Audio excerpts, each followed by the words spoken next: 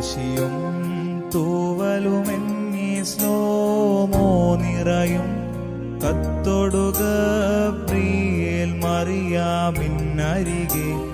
ചെന്നെത്തി ചൊന്നാൽ slo-mo നിന്നോട് കൂടുണ്ടുടയോൻ നിന്നിൽ നിന്നുദയം ചെയ്തിടുമീ ലോകം രക്ഷിപ്പാൻ.